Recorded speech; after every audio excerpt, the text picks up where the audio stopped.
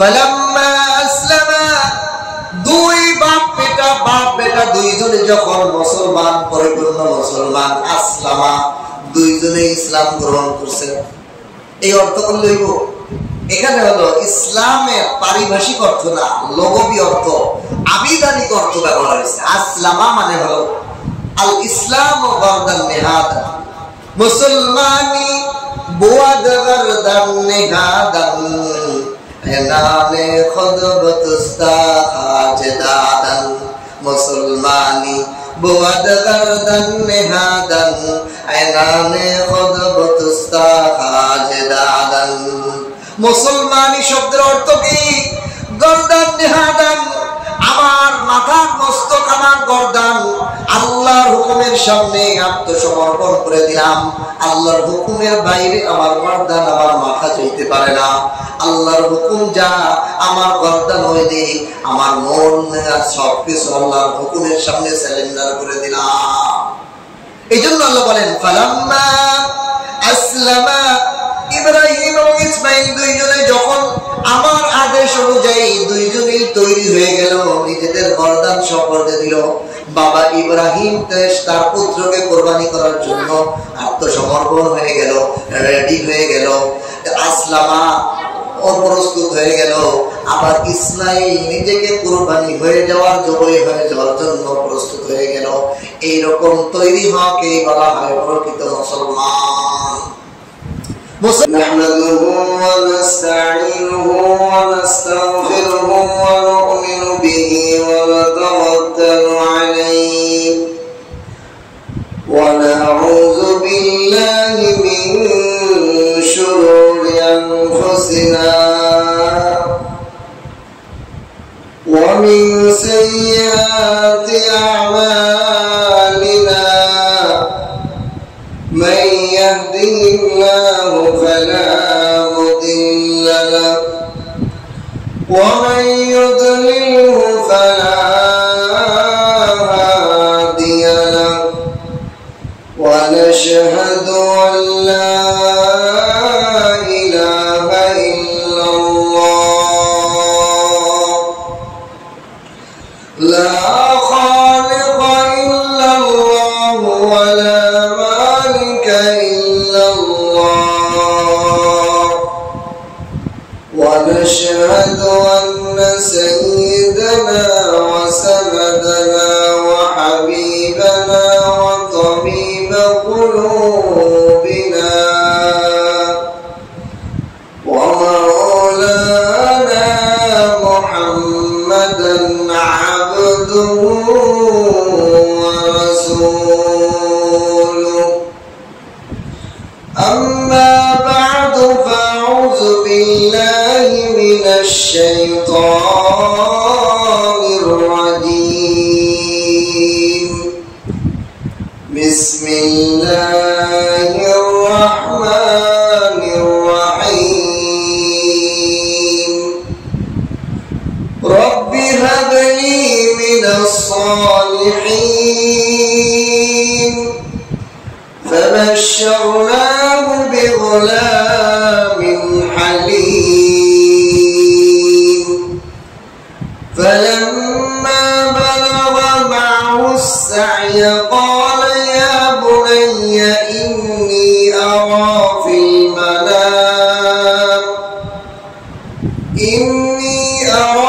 المنام أني أذبحك فانظر ماذا ترى.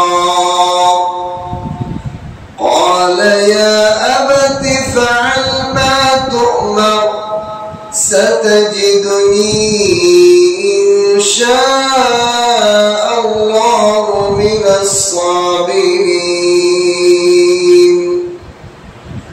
فلما أسلم وتله للجبين وناديناه يا إبراهيم قد صدقت الرؤيا إنا كذلك نجزي المحسنين. إن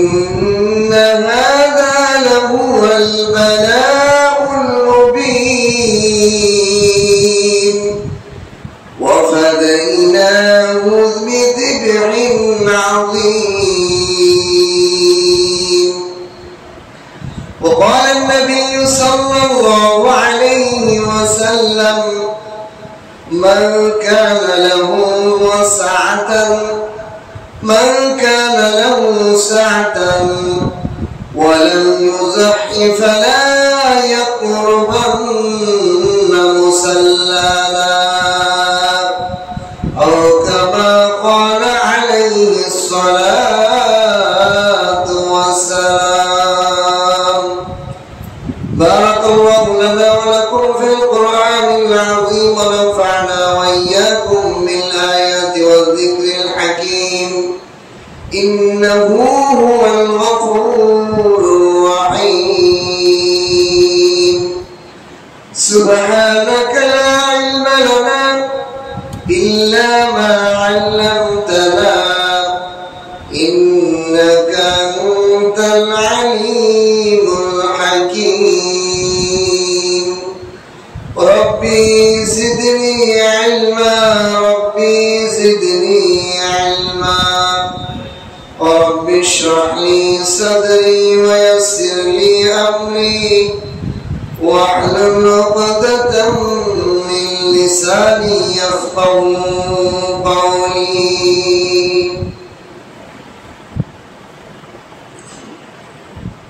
আল্লাহ তাআলা লাখো কোটি শুকর ও সুজুদ যে মহান রব্বুল আলামিন আমাদেরকে দয়া করে মায়া করে আল্লাহর ঘর মসজিদে আযানের সাথে সাথে উপস্থিত হওয়ার জন্য তৌফিক দান করেছেন। এই জন্য কালিমাতুশ শুকর আদায় করি আলহামদুলিল্লাহ। যেহেতু জিলকাদ মাস, আজকে 29 জিলকাদ, 10 জিলহজ, পবিত্র কোরবানি ঈদ। কোরবানি সংক্রান্ত প্রথম কোরবানির ইতিহাস গত সপ্তাহে আমি আলোচনা করেছিলাম। হযরত আদম আলাইহিস সালাতু ওয়াস সালামের 2 সন্তানকে আল্লাহ তাআলা কোরবানির আদেশ দিয়েছিলেন। সেটার মাধ্যমে পৃথিবীর বুকে কোরবানির আমল চালু হয়েছে। আল্লাহ তাআলার নৈকট্য অর্জন করার জন্য কোরবানির আমলটা অনেক গুরুত্বপূর্ণ।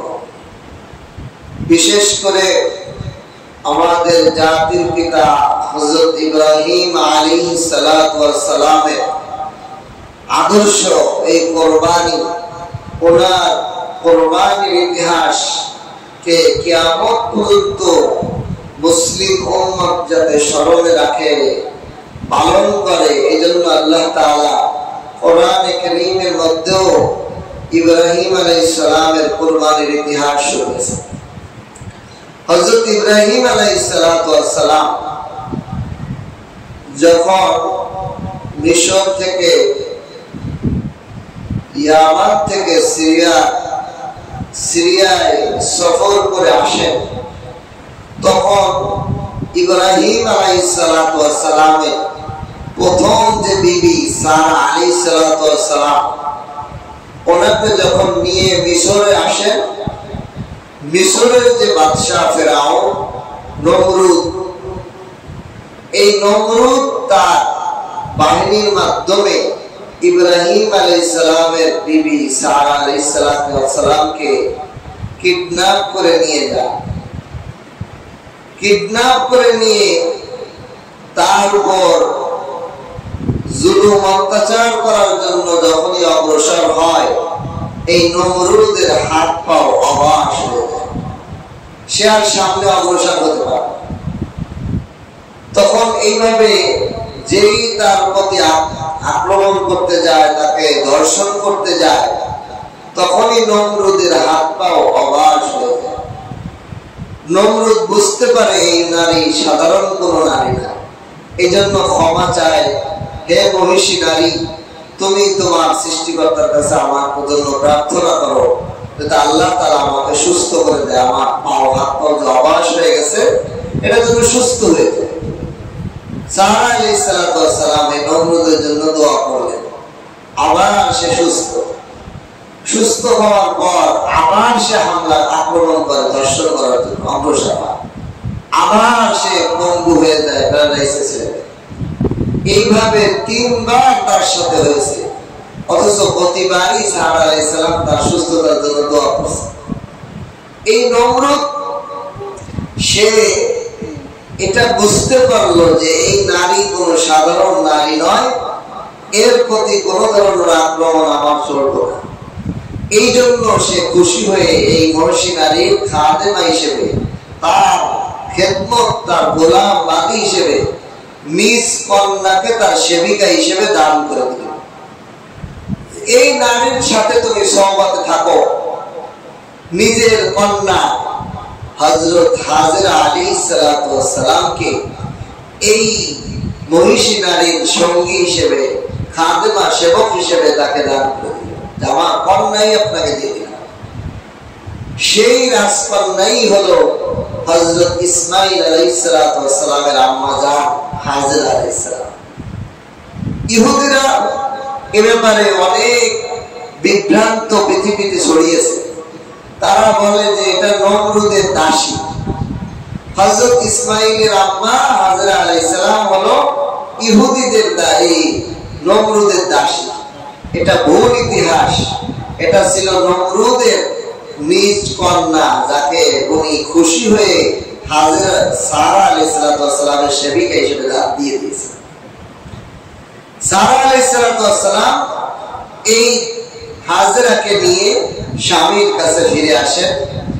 এরপরে তারা সিরিয়া আসেন। সিরিয়াতে আসার পর তারা প্রথম যে বিবি সারা আলাইহিস সালাম, ওনার কোনো সন্তান হয় না। এই জন্য সারা আলাইহিস সালাম নিজের খাদেমা, সেবিকা হাজেরাকে ইব্রাহিম আলাইহিস সালামের সাথে বিবাহের বন্ধন দান করেন। বিবাহ আবদ্ধ হওয়ার পর আল্লাহ নবী আল্লাহর কাছে দোয়া করলেন। কি দোয়া? কোরআনে কারীমে এই দোয়াটা শিখিয়েছেন। রব্বি হাবলি মিনাস সালিহিন। হে আমার প্রতিপালক, হে আমাকে লালন পালন করনেওয়ালা, আমার মাথার তালু থেকে পায়ের তালু পর্যন্ত সব প্রয়োজন মেটানেওয়ালা লালন পালনকারী রব, হাবলি আমাকে দান করুন, মিনাস সালিহিন একজন নেককার সৎপরায়ণ সন্তান আমাকে দান করেন। সুবহানাল্লাহ। এজন্য প্রতিটা মা বাবা প্রতিদিন 5 ওয়াক্ত নামাজের পরে দোয়া পড়া উচিত। সন্তান বেয়াদব হয়, বাবা মার কথা শোনে না, কি জন্য? এই দোয়ার আমল তো আমাদের নাই। মা বাবা সব নামাজের 5 ওয়াক্ত নামাজের পরে যদি এই দোয়া কোনোদিন সবসময় পড়তে থাকে, তার সন্তান কোনোদিন বেয়াদব হইতে পারে না। ইব্রাহিম আলাইহিস সালাম আল্লাহর কাছে দোয়া করলেন, ছোট্ট একটা দোয়া, রব্বি হাবলি মিনাস সালিহিন। হে আমার প্রতিপালক, আমাকে আপনি দান করুন, নেককার সৎ সন্তান দান করুন। আল্লাহ তাআলা কাছে দোয়া করলেন। আল্লাহ তাআলা ইব্রাহিম আলাইহিস সালামকে এই দোয়ার সুসংবাদ দান করে দিলেন। ও ইব্রাহিম, তুমি যে আমার কাছে নেক সন্তান চেয়েছো, এই নেক সন্তানের সুসংবাদ গ্রহণ করো। فبشرناه بغلام حليم। আল্লাহ তাআলা বলেন, আমি ইব্রাহিমকে সুসংবাদ দিলাম। কি সুসংবাদ? বিগলামিন হালিম, 2 গুণওয়ালা সন্তানের সুসংবাদ গ্রহণ করো। সুবহানাল্লাহ। 2টা গুণওয়ালা সুসন্তানের সুসংবাদ গ্রহণ করো। 1 নম্বর গুণ হলো, যে সন্তান তোমাকে দান করব সেই সন্তান হবে গোলাম গোলাম গোলাম। কেমন হবে? গোলাম হবে গোলাম। মনিব আদেশ করতে দেরি হবে না, গোলামের মানতে যেরকম দেরি হয় না, এমন সন্তান তোমাকে দিব তুমি বাপ হিসেবে আদেশ করতে দেরি, কেমন যেন তোমার সন্তান তোমার গোলাম মনিবের আদেশ হইতে দেরি, গোলাম যেন মানতে দেরি হবে না, তোমার সন্তান এইভাবে মানবে। বলেন সুবহান। আজকাল যুগে বাবার সন্তানের মুআমালা দেখলে মনে হয় বাবা হলো গোলাম আর সন্তান হলো মনিব। নাউযুবিল্লাহ। আজকাল সমাজের সন্তান আর বাপের মুআমালা দেখলে, এ বাপ তুই এটা করলি না, এ বাপ তুমি এটা দাও না, এটা দিয়েই লাগবে, মানে সে হলো রাজা আর বাপ হলো গোলাম। আল্লাহ বলেন, ও ইব্রাহিম তুমি টেনশন করো না, তুমি আমার কাছে নেকপরায়ণ একজন সন্তান চেয়েছো। আমি আল্লাহর ভান্ডারে কোনো কিছুর অভাব নেই। আমার আল্লাহর ভান্ডারে কোনো জিনিস চাইলে কেউ ফেরত যায় না। দুনিয়ার মানুষের কাছে চাইলে সে তার ভান্ডারে খালি থাকলে দিতে পারে না।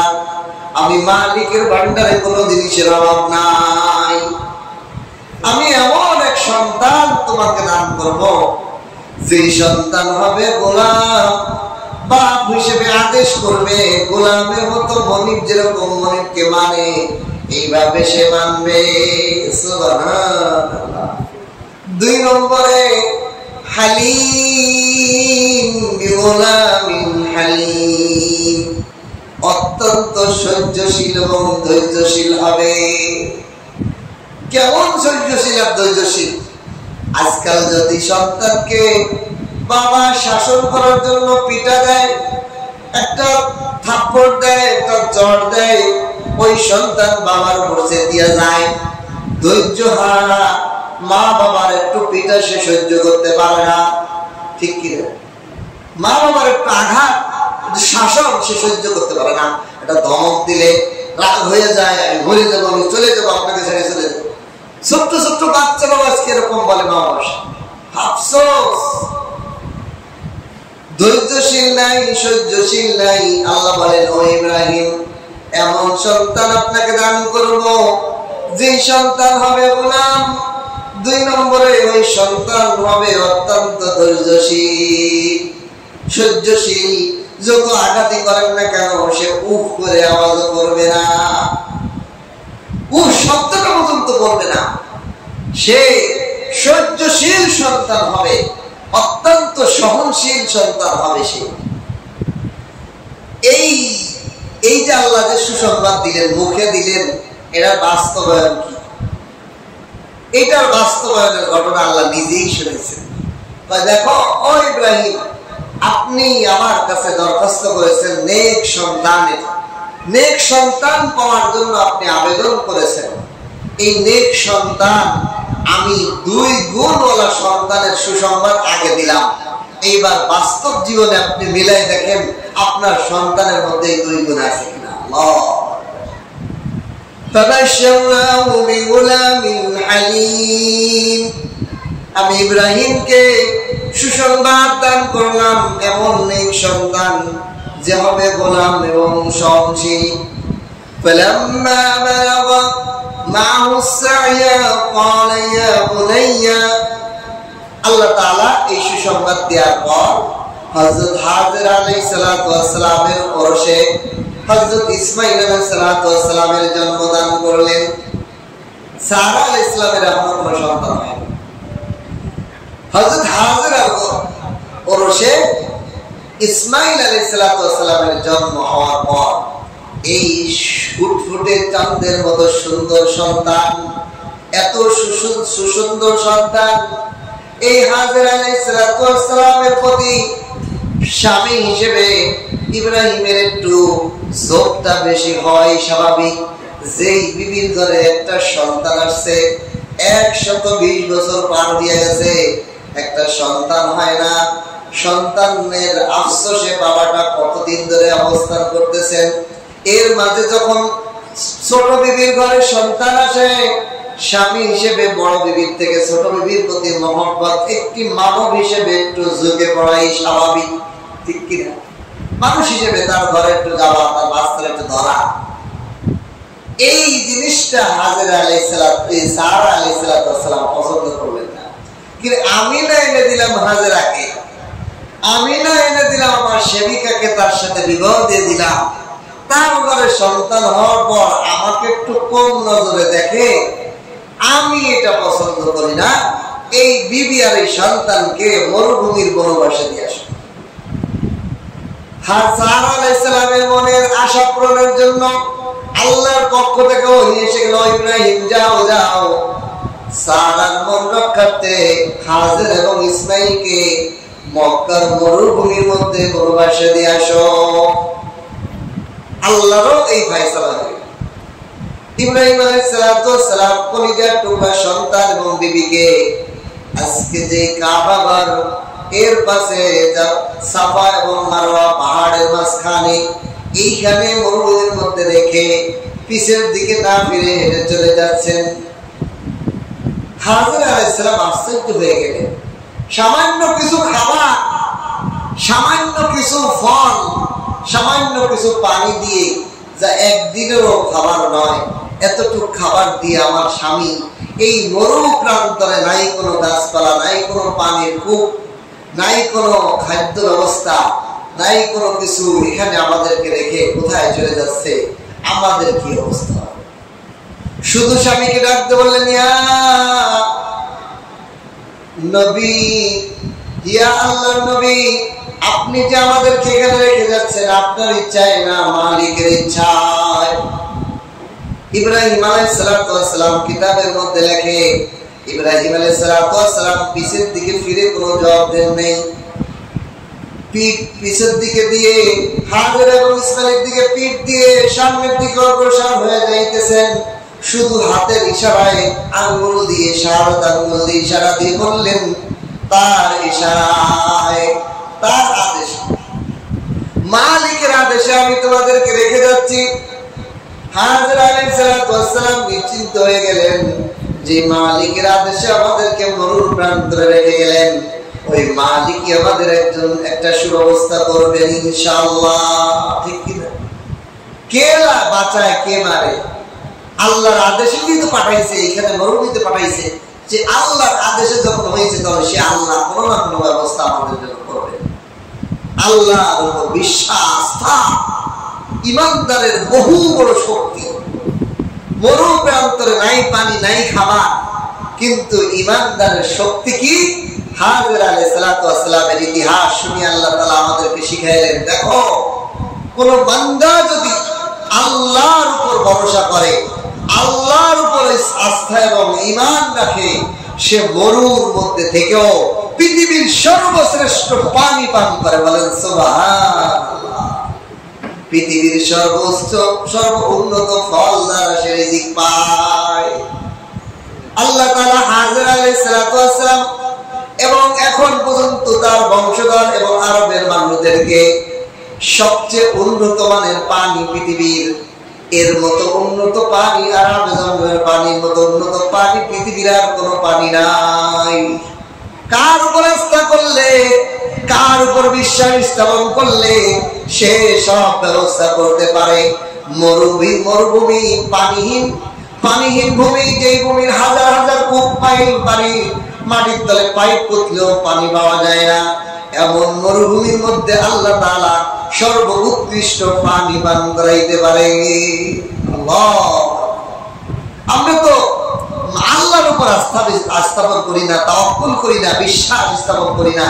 আমরা আসবাব সামানের উপর বিশ্বাস স্থাপন করি, চোখে যে দৃশ্য জিনিস আছে ওর উপর আস্থা করি, মালিকের উপর আস্থা স্থাপন করতে পারি না। হাজের আলাইহিস সালাম এই পাহাড়ের উপর, এই সাফা মারওয়া পাহাড়ের মধ্যে অবস্থান করার পর, এখানে যখন উনি অবস্থান করলেন, স্বামী চলে গেলেন। স্বামী চলে যাওয়ার পর তিনি চিন্তা করলেন, আমার শক্তি অনুযায়ী চেষ্টা করতে হবে মালিকের উপর আস্থা, আর আমার চেষ্টা অনুযায়ী একটু দেখতে হবে আশেপাশে কোনো মানুষজন আছে কিনা, আল্লাহ কোনো ব্যবস্থা রাখছে কিনা, এটুকু তো আমার হাত পাও আছে, নড়ে চড়ে দেখতে হবে। এই জন্য একবার দৌড় দিয়ে সাফা, একবার মারওয়া, এইভাবে 7 চক্কর দিতে দিতে দেখে তার সন্তান ইসমাইলের পায়ের গোড়ালি দিয়ে পানির ফোয়ারা জারি হয়ে গেছে। সুবহানাল্লাহ। আবে জমজমের পানি। হযরত হাজের আলাইহিস সালাম এসে দেখে ইসমাইলের পায়ের ছাটাছাটিতে গুতগুতিতে পায়ের গোড়ালির ওইখান থেকে ফেটে পানি ডুবডুব করে বের হইতেছে। ইব্রানি ভাষায় এই জমজম শব্দের অর্থ কি জানেন? জমজম শব্দের অর্থ থাম থাম থাম। এটা আরবি শব্দ না, এটা হলো ইব্রানি শব্দ।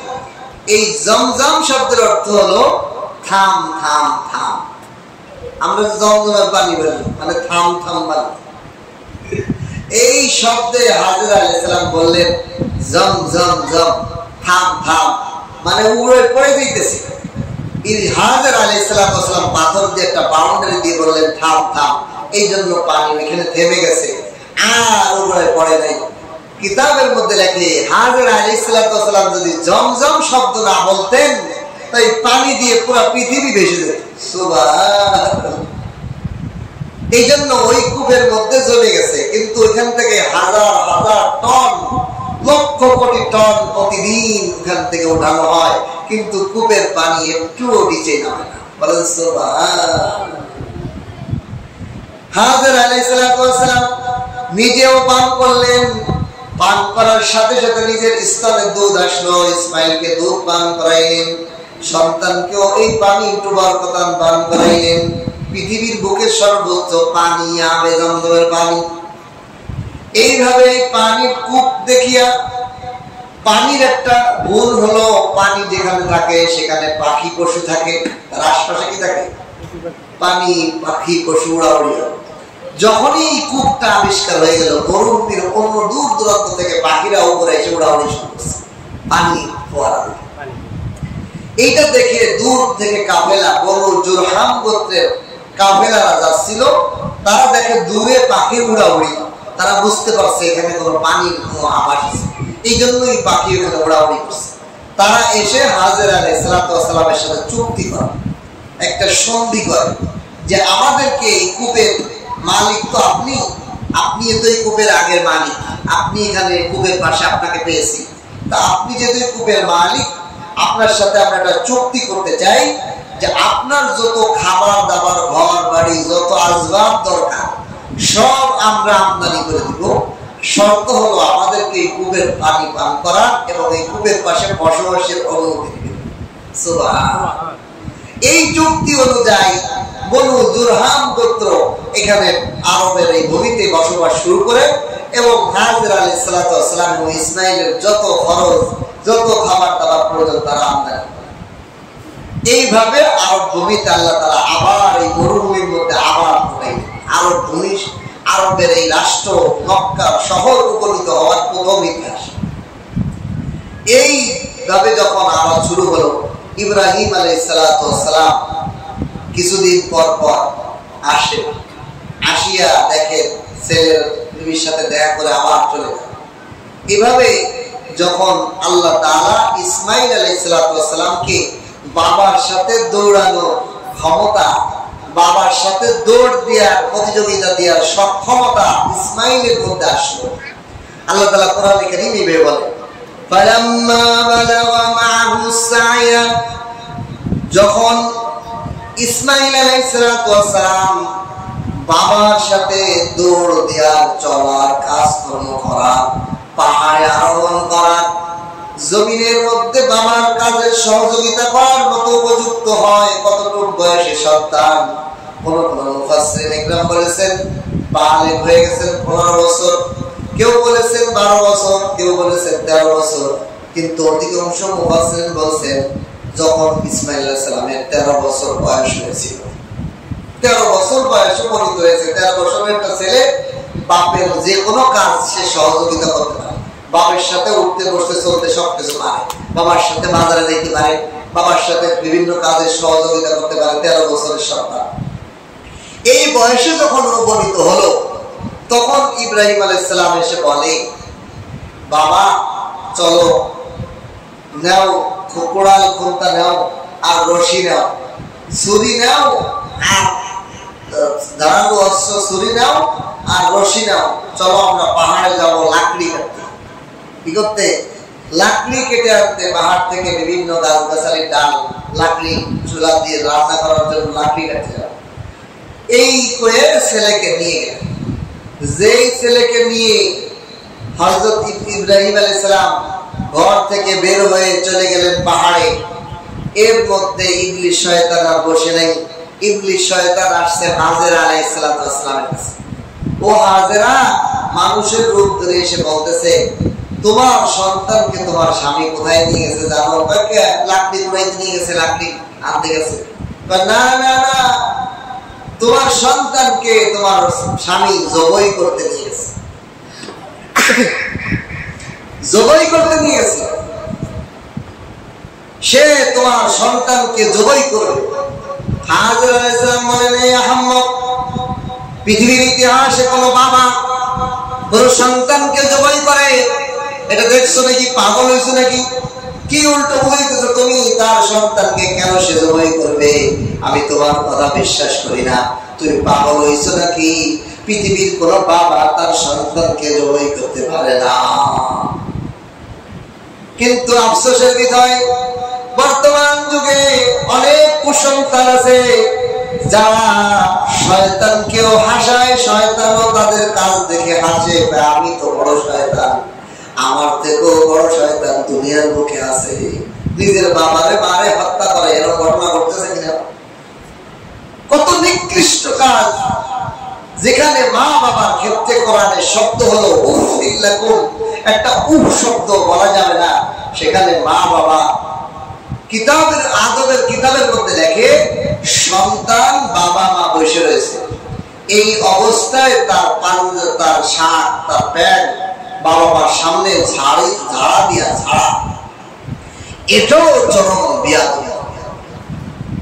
অথচ আমরা কত বিয়াদবি করি যে বাবা মা বসে আছে, এই বাবা মার সামনে সন্তান তার পোশাক, কোন পোশাক ঝাড়া দিতে পারবো না, এই ঝাড়ার মাথার জন্য বাবা মা দেয় না আগে, এটাও বিয়াদবি।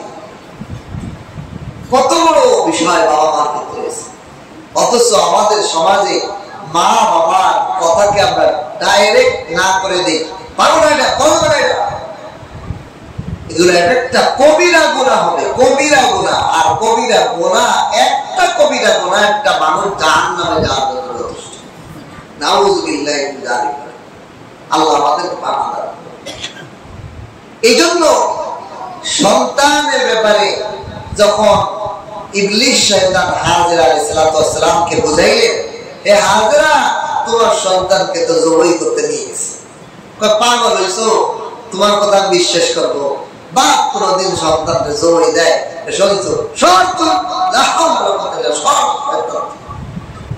শয়তান চান্স পাইনি, চলে আসছে ইসমাইলের কাছে।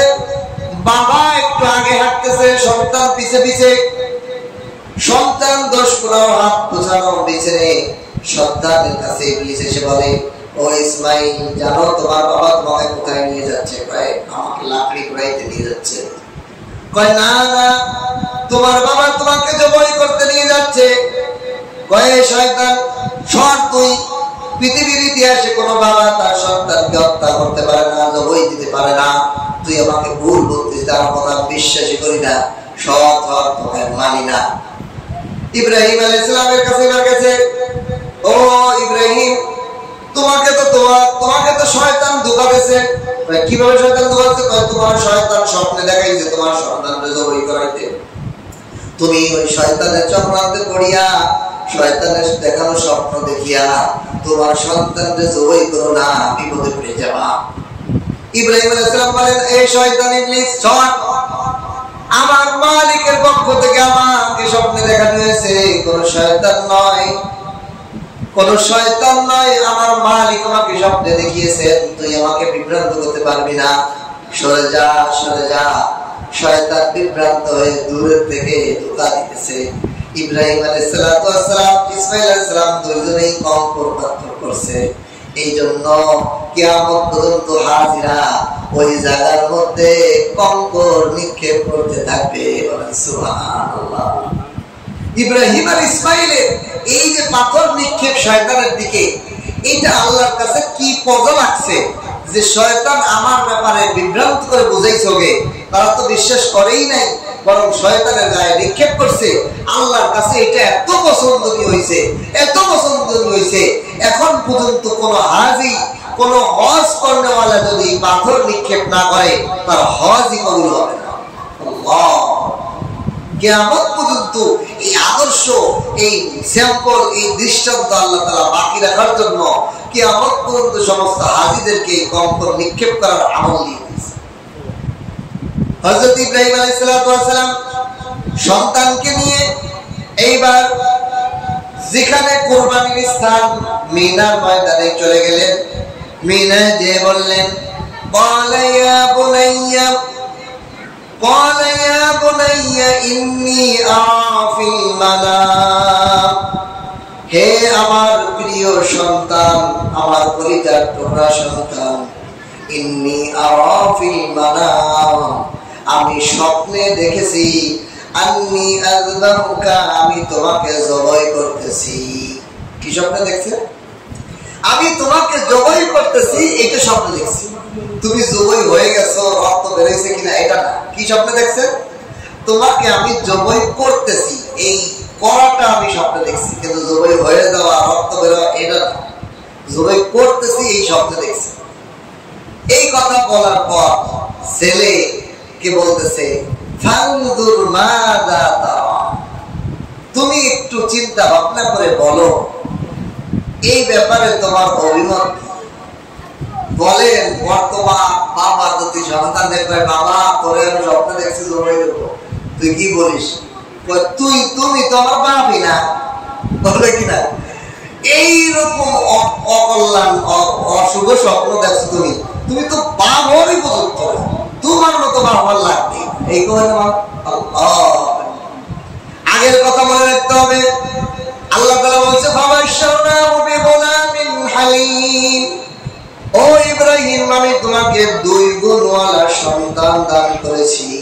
1 নম্বরে হবে গোলাম, গোলাম, গোলাম।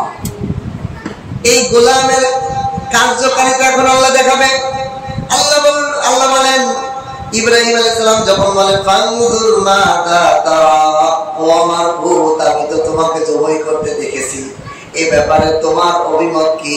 তুমি কি চাও? তুমি এটার ব্যাপারে কি পরামর্শ দিতে চাও? বা তুমি এই স্বপ্নটাকে কি ব্যাখ্যা করতে চাও? এই স্বপ্নের ব্যাপারে তোমার অভিমত কি বা ব্যাখ্যা কি, আমাকে একটু বলো।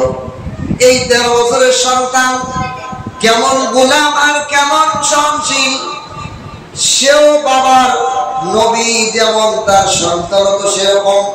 বলে, বাবা আপনি আল্লাহ পাকের নবী, নবীরা যদি কোনো স্বপ্ন দেখে এটা কোনো স্বপ্ন নয়, এটা বড় ওহী হয়ে যায়, আল্লাহ পাকের আদেশ হয়ে যায়। আপনাকে যে আল্লাহ স্বপ্নে দেখিয়েছেন, এটা স্বপ্ন শুধুমাত্র স্বপ্নই নয়, এটা আল্লাহ পাকের একটা আদেশ। এটা আপনি এই আদেশটা আল্লাহ যেইভাবে বলছে সেইভাবেই পালন করুন। সুবহানাল্লাহ।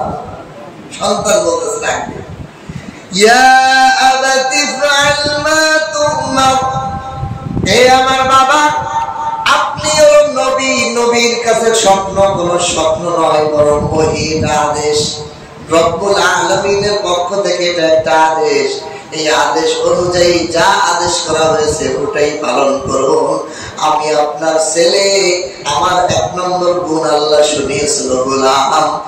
আমি সেই গোলাম হিসেবে আপনি আমাকে যে আদেশ দিবেন, আপনার মালিকের আদেশ যেমন আপনি পালন করবেন, আমি গোলাম, আমি আপনার সন্তান হয়েও আমি গোলামের ভূমিকায়, আপনি মনিবের আদেশও সেইভাবেই পালন করব।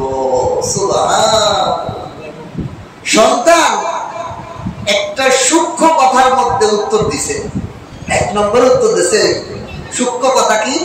হে আমার বাবা, আপনি তো আল্লাহ পাকের নবী, আর নবী আল্লাহ পাকের এমন গোলাম হয়, এমন গোলাম হয়, পৃথিবীর বুকে অন্য অন্য মানুষ থেকে সবচেয়ে বড় গোলাম হয় নবীরা। তা আপনি তো একজন নবী, আপনাকে আল্লাহ যে স্বপ্নে দেখিয়েছেন, এটা স্বপ্ন নয় বরং আদেশ। আর আদেশ তার মনিবের পক্ষ থেকে গোলামের কাছে হইলে সে গোলাম সেটা পালন করবেই আর করবেই। সুতরাং আপনি আপনার কৃত আদেশকৃত কাজ অনুযায়ী আপনি সেই আমল করেন, আর আমিও আপনার সন্তান হিসেবে একজন গোলাম। আমিও আমার মালিক আপনাকে আগেই সুসংবাদ দিয়েছে, আপনি আমার বাপ হইলেও আমি আপনার কাছে গোলামের ভূমিকায় অবতীর্ণ হয়েছি। আমাকে যে কোনো আদেশ করবেন আমি সেরকম পাবেন। সাতাজিদুনি ইনশাআল্লাহু মিনাস সাবিরিন। 2 নম্বর গুণ হলো আমাকে আল্লাহ তাআলা বলেছেন আমি হব হালিম, সহনশীল, ধৈর্যশীল। সুতরাং আপনি আমাকে পাবেন ইনশাআল্লাহ, যদি আল্লাহ চায়, মিনাস সাবিরিন, লক্ষ লক্ষ ধৈর্যশীলদের মধ্যে আমি একজন ধৈর্যশীল পাবেন। সুবহান। কুরবানি আমরা সবাই করি। কুরবানির এই ইতিহাস থেকে হাজারো শিক্ষা আমাদের জন্য রয়েছে। আমরা বড় একটা গরু কিনে বড় একটা হেডাম দেই। আমি বড় গরু কুরবানি করেছি, আমি উট কুরবানি করেছি, আমি 2.5 লাখ, 3 লাখ, 5 লাখ, 10 লাখ, আমি 20 লাখ টাকার গরু কুরবানি করেছি। ভালো আমল করিয়া ওই আমলের উপর অহংকারের হেডাম আমি দেখাই। কিন্তু ইসমাইল আলাইহিস সালাম বলেন আপনি যা আদেশ দিয়েছেন সেই আদেশ অনুযায়ী আমাকে আপনি জবাই করেন। আমাকে জবাই করলে আমি শুধুমাত্র ধৈর্যশীল আমাকে পাবেন এরকম বলেন নাই। আমি একমাত্র ধৈর্যশীল পাবেন, আমার এই ধৈর্যশীল পাবেন এরকম কোন শব্দ বলেন নাই। বলেন সাতাজিদুনি, অবশ্যই অবশ্যই আপনি আমাকে পাবেন ইনশাআল্লাহ, যদি আল্লাহ চায়, যদি আল্লাহ চায়। এই জন্য আমি যত ভালো কাজ করছি আল্লাহর ইচ্ছায় করছি, আমার কোন ইচ্ছায় পারি না। এই জন্য উনি বলেন ইনশাআল্লাহ, যদি আল্লাহ চান তাহলে আপনি আমাকে পাবেন মিনাস সাবিরিন। কোটি কোটি কোটি ধৈর্যশীলদের থেকে আমাকে একজন পাবেন। সুবহান। অহংকারী নাই, বরং বলে নাই যে আমাকেই ধৈর্যশীল পাবেন, বরং লক্ষ কোটি ধৈর্যশীলদের মধ্য থেকে হাজার হাজার ধৈর্যশীল আছে, তাদের মধ্য থেকে আমারও একটু ধৈর্যশীল পাবেন যদি আল্লাহ চায়। আল্লাহ। 2টা ইখলাস তার মধ্যে আছে। 1 নম্বর হলো আমি একাই এই ভালো কাজ করছি, আমি এই অনেক কিছু করে ফেলেছি, এটা নয়, বরং অনেক মানুষ করছে, আমাকেও আল্লাহ তৌফিক দিয়েছে করছি। ঠিক কিনা? অনেকে বলে ভাই কুরবানি করবেন না, আমি কুরবানি করবো না, তা কিনা করবেন আমি না, বলতে ইনশাআল্লাহ ভাই আল্লাহ যদি দেয় ইনশাআল্লাহ করব। কালকে আমার বিবি বলতেছে আপনি কুরবানি করবেন না, তা আমিও বলছি এই কথা, এই আয়াতটা আমার জেহেনে ভেসে উঠছে। আমি বলছি ইনশাআল্লাহ, আল্লাহ যদি তৌফিক দেয় ইনশাআল্লাহ করব। কি বলতে হবে? আপনি যদি কুরবানি করতে পারবেন এর গ্যারান্টি আছে? আপনি যদি কুরবানির আগে নিঃশ্বাসটা উড়িয়ে যায়, কিসের আপনি কুরবানি করবেন? আপনার মাল যদি সব ধ্বংস হয়ে যায়, কিসে কুরবানি করবেন? এই জন্য ইনশাআল্লাহ বলতে হবে, ইনশাআল্লাহ আমি আল্লাহ চাইলে তো কুরবানি করব। তবে ইনশাআল্লাহ আমি কুরবানি না, আমি করব, আমি না করলে কিটা করব, এরকম বলা অহংকার করা যাবে না। এই কুরবানির ইতিহাস থেকে আমাদের জন্য শিক্ষা। ইসমাইল আলাইহিস সালাম বললেন সাতাজিদুনি ইনশাআল্লাহ, যদি আল্লাহ আমাকে তৌফিক দেন, আল্লাহ যদি চান, তাহলে আমি লক্ষ কোটি ধৈর্যশীলদের মধ্য থেকে একজন হব, আমাকে পাবেন। এই কথা বললেন ইব্রাহিম আলাইহিস সালাম ইসমাইল আলাইহিস সালাম। বলার পর ইসমাইল আলাইহিস সালামকে যখন পেয়ে গেলেন, বাপ আর ছেলে দুইজনই যখন মুওয়াফিক হয়ে গেছে আল্লাহর হুকুম অনুযায়ী, এখানে মুফাসসির একরাম বলেন বাবা ইব্রাহিম আলাইহিস সালাম সন্তানকে একটু পরীক্ষাও করলেন, যে আল্লাহ তাআলা বলছিলেন হে ইব্রাহিম ফাবাশশারনাহু বিগুলামিন হালিম, আমি আপনাকে এমন একটা সুসন্তান দান করব। আপনি যে রব্বি হাবলি মিনাস সালিহিন দোয়া করেছিলেন, নেক সন্তান আমার কাছে চেয়েছিলেন, আল্লাহ কি আসলেই আমার নেক সন্তান দিয়েছে কিনা? সন্তানদের একটু টোকা মেরে দেখি, টিপ মেরে দেখি ঠিক আছে কিনা, মালটা ঠিক আছে কিনা একটু যাচাই করতে হবে না? এই জন্য সন্তানকে একটু টিপ মেরে দেখলেন, কি বলো? আমি তো এই স্বপ্ন দেখছি, না আমি প্রস্তুত, আল্লাহর পক্ষ থেকে যা আদিষ্ট হয়েছেন আপনি করেন, ইনশাআল্লাহ আমাকে আপনি ধৈর্যশীলদের মধ্য থেকে একজন ধৈর্যশীল পাবেন। সুবহান। দুজনে যখন একমত হয়ে গেলেন, এইবার আল্লাহ তাআলা বলেন ফালাম্মা আসলামা, দুই বাপ বেটা দুইজনে যখন মুসলমান, পরিপূর্ণ মুসলমান, আসলামা, দুইজনে ইসলাম গ্রহণ করছেন। এই অর্থ করলে হইব এখানে হলো ইসলামের পারিভাষিক অর্থ না, লঘবী অর্থ, আবিধানিক অর্থ ব্যবহার হয়েছে। আসলামা মানে হলো আল ইসলাম ও গর্দান নেহাদা, মুসলমানি বুয়াদ গর্দান নেহাদান, এনানে খুদ বতুস্তা হাজদাদান, মুসলমানি বুয়াদ গর্দান নেহাদান, এনানে খুদ বতুস্তা হাজদাদান। মুসলমানি শব্দের অর্থ কি? গর্দান নেহাদান, আমার মাথার মস্তক, আমার গর্দান আল্লাহর হুকুমের সামনে আত্মসমর্পণ করে দিলাম। আল্লাহর হুকুমের বাইরে আমার গর্দান, আমার মাথা চাইতে পারে না। আল্লাহর হুকুম যা, আমার গর্দান হইলে আমার মন সবকিছু আল্লাহর হুকুমের সামনে সারেন্ডার করে দিলাম। এই জন্য আল্লাহ বলেন ফালাম্মা আসলামা, ইব্রাহিম এবং ইসমাইল দুইজনে যখন আমার আদেশ অনুযায়ী দুইজনেই তৈরি হয়ে গেল, নিজেদের গর্দান সপর্দে দিল। বাবা ইব্রাহিম তার পুত্রকে কোরবানি করার জন্য আত্মসমর্পণ হয়ে গেল, রেডি হয়ে গেল, আসলামা প্রস্তুত হয়ে গেল। আবার ইসমাইল নিজেকে কোরবানি হয়ে যাওয়ার, জবাই হয়ে যাওয়ার জন্য প্রস্তুত হয়ে গেল। এইরকম তৈরি হওয়াকে বলা হয় প্রকৃত মুসলমান। মুসলমান এরকম হতে হবে, আল্লাহর হুকুম যেখানে এসে যাবে আর আমার এদিকে এক চুল পরিমাণ নড়ার ক্ষমতা নাই, আমি যদি প্রকৃত মুসলমান হয়ে থাকি। এরকম যখন আত্মসমর্পণ করলেন, ওয়াতাল্লাহু লিলজাবিন, এইবার ইব্রাহিম আলাইহিস সালাতু ওয়াস সালাম তার সন্তান ইসমাইলকে জাবিন মানে হলো এই জোয়াল, জাবিন মানে হলো কপালের, এই কপালের পাশটাকে জাবিন বলে। জাবিন, এই জাবিন, এই দুই পাশকে জাবিন বলে। এই জন্য মুফাসসির একরাম বলেন, কেউ কেউ বলেছে, কোন কোন মুফাসসির বলেছেন ভুট করে শুয়েছিলেন, আসলে আদৌ ভুট করে নাই। আল্লাহ পাক বলেছেন ওয়াতাল্লাহু লিলজাবিন, ওয়াতাল্লা মানে শুয়ে দিলেন, জাবিন মানে হলো কপালের পাশ। তাহলে এটাকে কি বলে? কপালের পাশ দিয়ে যদি শোন, তাহলে এটা কায়তে শোন। এই জন্য আমরাও দেখবেন অধিক এই সুন্নত তরিকা হলো কুরবানির পশুরেও এক কাজ করে শোয়া। দেখবেন যে কাজ করে শোয়াই না আমরা, পশু কম, পশুর পশ্চিম দিকে কেবলার দিকে মুখ করে শোয়াই, এক কাজেই শোয়াই। কিন্তু জবের সুবিধাতে মাথাটা খালি খাড়া করে দেয়, কিন্তু আসলে পুরা গরুটাকে কিভাবে শোয়ায়? কাজ করে। কিন্তু ইব্রাহিম আলাইহিস সালাতু ওয়াস সালাম এই ইসমাইলও এই কাজ করেই শোয়াইছিল। এই কপালের এই পাশটা লাগাইলে, মাটির সাথে লাগাইলে, জাবিন মানে হলো কপালের এই পাশ, এই পাশটা লাগিয়ে শুয়েছে। এখন লাগাইয়ে শোয়াই দিলেন জাবিন। ইব্রাহিম আলাইহিস সালাম ইসমাইলকে শোয়াই দিলেন। শোয়াই দেওয়ার পর ইসমাইল আলাইহিস সালাম বললেন, বাবা আপনি আমার হাত পাও ভালো করে বেঁধে নেন রশি, কারণ আমি যদি জবই হওয়ার যন্ত্রণায় ছটাছটি করি, হাত পাও আপনার শরীরে লাগতে পারে। ও বাবা, আপনি আপনার কাপড়কে একটু গুছায় নেন, সংকীর্ণ করছে নেন, গুছায় নেন, গুছিয়ে নেন, যাতে ফিনিক দিয়ে রক্ত আপনার কাপড়ে না লাগে, আমার মা দেখে কষ্ট না পায়। আর আমার শরীরের কাপড়টা খুলে নেন, এই পোশাকটা আমার মায়ের কাছে ফিরিয়ে দিয়ে, আমার মা যেন আমার বিরুদ্ধে যখন কান্নাকাটি করে, আমার এই পোশাকটা জড়ায় ধরে আমাকে একটু আদর করতে পারে। বাবা এই সংখ্যায় এইভাবে আপনি করেন।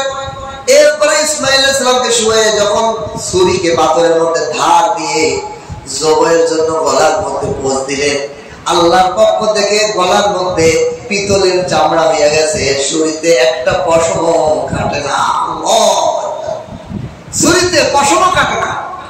ইব্রাহিম আলাইহিস সালামকে ইসমাইল আলাইহিস সালাম বলেন, বাবা আপনার মনে হয় আমার চেহারা দেখার কারণে মায়া হয়েছে, মায়ায় হাত অবশ হয়ে গেছে, হাতে শক্তি নেই, এই জন্য ছুরিতে জোর পাচ্ছে না, এই জন্য আমার গলা কাটতেছে না।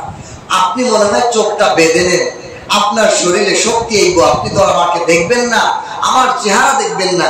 2 নম্বর আমাকে আবার বুট করে দেন।